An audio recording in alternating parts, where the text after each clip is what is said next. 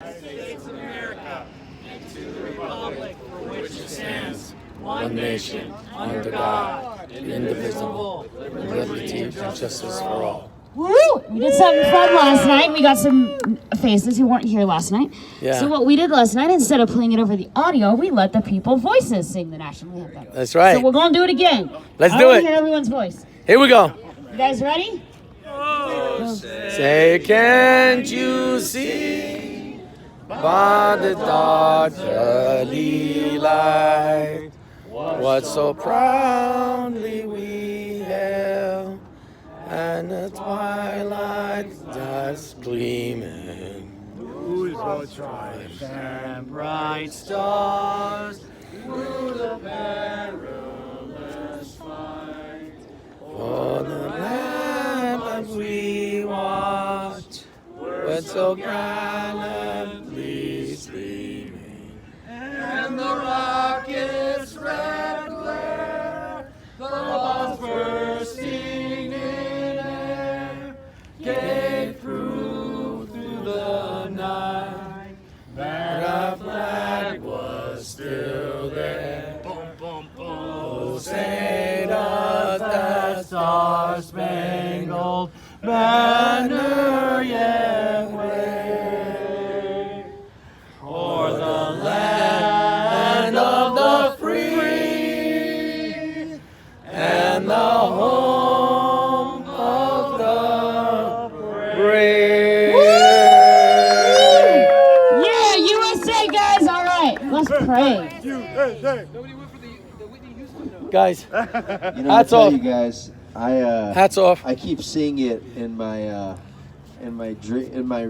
vision and putting it out there, but I really see us celebrating out here. Hopefully, a few weeks from now, I really see us celebrating. I see that Star Spangled Banner being sung, and a lot of emotion. I think the rebirth of a nation, and it's really powerful. I think that's where we're headed. That's what we need. We're at a point where we need to. We're on the turnaround. When he said "Make America Great Again," there's a reason why that was said, and it was lost. It was lost. We had lost it. We didn't even know it. We were saying it, we're like "Make America Great Again," but until we've seen this corruption and what's that bad, now I realize how drastic and how solid of a line that was to make America great again. And I just tell you guys, I can't wait for that day to be standing with my brothers and sisters out here side by side, and we're going to be singing that national anthem and that Pledge of Allegiance, and it's going to feel a lot different. It's going to feel like we just bought a new car times 100. You know, we won. Exactly. The truth will prevail, and God has His ways, and and look, a lot of people, I've seen a lot of things online, and people make comments. Well, if God has His ways, then why didn't He just win that night? God said there's going to be evil. God said there's going to be evil. It doesn't just happen. Nothing's just going to be perfect. You got to have the downs with the ups and the ups with the downs. How it's going to go. And unfortunately, we've been in a drastic down with this country. But fortunately, when you go down, you come back up. And that's the only way we can go. We can't keep going down. So that's why we're here fighting. I know I wasn't here for a little while. I was resting. I needed some time, so I've been good. But I'm excited to be back out here with you guys. We're going to continue to fight. I know, in the back end of things, I can tell you there's been some, we know some people that were sent over to Washington from Arizona via private jet, and they have intel, and there's a lot of things that aren't out of the news. People are like, where's the evidence? I've seen evidence from my own eyes. There's things that is going to get brought up. Washington told them, don't worry, we got it. A lot of positive stuff, and it's shitty because you see the news and you're waiting for something to pop up and you're waiting for that update on OAN or Newsmax or Fox, and you're still not getting everything that's there. So trust me when I tell you there's a lot of evidence. To us, we sound like the conspiracy to other people, but at the end of the day, we're standing here for a fair and honest election, and if it was fair and honest, then audit everything and show us it. Verify the signatures, get rid of the people that were dead that voted. Prove to us that the systems can't be hacked, which is not true. We all know that. And it's coming from a tech expert that the news doesn't want to listen to. It can be hacked. It's not that hard. They didn't build a crazy system. Venezuela had no problem using it. Right. You know, so but we're the conspiracy theorists, you know, so it's this is where we're at, guys. But here's something I want to read to you before we do this prayer. My brother just handed it to me. He said, this was on Newsmax, according to Trump's legal team, Arizona, 30,000 illegal aliens voted. 150,000 people were registered after the deadline, and 111% of voters voted. And so that just came out on Newsmax about Biden. So I'm going to tell you guys right now, we haven't lost Arizona. We haven't lost Arizona. It was 111%. They got 111%. Fontes, they're good at math in there. They're good at making sure it goes one way. Maybe that's why he lost his election. But yeah, we have to stay patient. We have to hold the line, you know. But these numbers, and that's the thing, is we push for the. I just saw a meme earlier. I just shared, and it was not my president, not 4 years, not my president. And then we say, check it, and they're like, no, accept it, and you're like. Didn't you just push not my president for 4 years? Exactly. Didn't you just push my body, my choice about abortion, but then tell me I have to wear a mask? Yeah. Which one is it?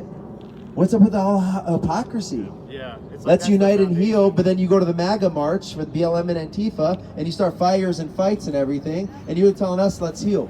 Yeah, exactly. Are we confused? Are they confused? They're confused. You know, they are. You're just like, hello. And, you know, I tell you, they brought this up earlier. I don't know if you guys knew this, but I don't know if I've said it out loud here. I voted Clinton 4 years ago, which is weird to think and say. But it wasn't until Sandra Day O'Connor's daughter-in-law approached me, and we were having a conversation right after the election. And at that point, I was just I started my first real business. I love the world, I love people, I loved everything, and I was like, man, this guy's coming in very intense, and that's why I was kind of pushed away from Trump. He's very intense the way he says things. It didn't sit well with me, and I looked at this, I said, you know, maybe somebody that we already know, at least we can stick with an evil we already knew. That's the way I looked at it. But it wasn't until Sandra Day O'Connor's daughter-in-law approached me, and we had a conversation, and she said, Adel, I know for a fact the Clintons had been to Pedophile Island.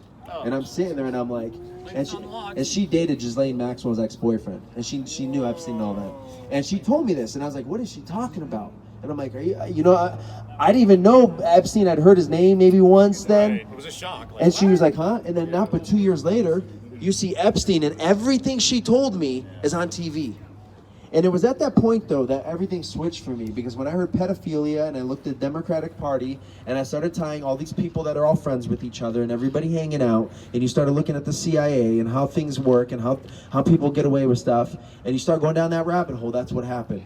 And it's been 4 years of that for me. And on top of that, being a business owner and owning tech companies and knowing what China's done to us for the past at least 30 years and what they're doing to us and how they're undercutting us, people don't understand. They see it as this, like, oh, we got to be unified in love and this and that. Like, first off, we do as Republicans. We love everybody.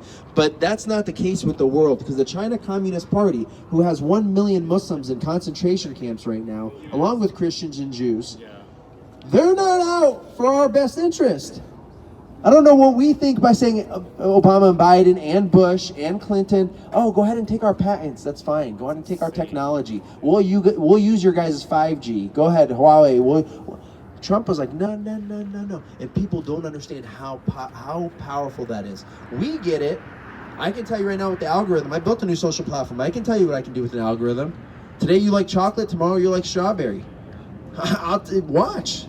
That's what it is. And so to me, it got so deep, and I had to come out of this awakening of what you're fed every day on the news, and the racism and the right's all white supremacists, and it's this and it's that. And then I'm like, whoa, my views are conservative. I believe in God. I believe in life. I believe in people unifying, not judging their neighbor. And then I see on TV all these people on the left. And I remember the day Trump won. It was these rallies down in Washington, D.C. Do you guys remember that Starbucks, I think, was busted? And they ransacked the whole town. And that was the party of love. And we were cheated out in an election. Nothing burned. Nothing's burned, but we're going about it the right way. And I've learned with my businesses that, hey, you know what? There's going to be all this chatter. Look at what's this Nick, the guy from CNN, the kid from CNN that they defamed. The Sandman. Yeah. Okay, he said, okay, you guys make me out to be some terrorist-looking dude, you know, going after the Native American guy. But that wasn't the case at all, and now you guys owe me hundreds of millions of dollars. He fought it the right way. And that just shows you, as long as we keep our Constitution at the forefront, because our fathers wrote that perfectly. As long as we keep our Constitution at the forefront of how we lead this country, we will always win. And that's what we're defending right now. That's what we're standing here for. So I hope you guys know that. That's why I stand with you guys. And I will always stand and fight with people who stand for this Constitution, because it's the most beautiful, not even say paper, the most beautiful art document. I feel like it's an declaration book ever written. You know, I mean, along with obviously we're talking the religious books, but so that kind of give you guys some insight on my end and where I come from when I see this and our fight going forward. So when I see that, and you know, the media, the frustration that we have right now is the media. They're not telling us anything. Like that guy said, the Canadian news source came out and told us about Soros today, right? Did you guys also see that Canadian doctor that came out about COVID? Did you guys see that? So this guy is a Canadian doctor. He was studied at Cambridge University, prominent, right? Studied at Cambridge. He was he was the chair of all the surgical and oncology, I believe, students at Ottawa University. Must know what he's talking about. He was also the CEO of a medical company, and he's been a CEO for 20 years of a biotechnology company, and they sell COVID-19 tests. He came out and he said this has been the biggest lie and facade pushed by the politics and by the media ever. And this guy's company sells COVID-19 tests. I sold masks back in March, and people are like, why did you, if you don't believe it, why'd you sell them? Well, because I did my research and I realized they don't work. It's just what it is. And people needed them, and I have it, I sold it. What do you want me to do? That's what it is. What do you want me to tell you otherwise? But then you got me that comes down like, no. Then you got the chairman of a biotechnology company that ran a university and studied at Cambridge, and he comes out and they say, no, you can't even get published on the mainstream media. It was all in different online news sources that I'm saying. You can't even get on, Fox can't reshare that. That's how you know you're in a battle. When I had the Washington Post here, just in that corner the other day, when she had asked me, the lady, she goes, I go, listen, I'm a tech expert, okay? I can tell you our election system needs to be better than it is. We can build a system. Yeah, Rick, come on. You can build a better system? Literally what she said to me. And I looked at her, I said, I'm the tech expert. You're the journalist. And she goes, yeah, but it doesn't make sense. I said, well, then how do we send a molecule to space via teleportation? That didn't happen, did it? I said, look on your phone. Okay, well, I'll do that later and this and that. Why does it feel like you're fighting me? I am the expert.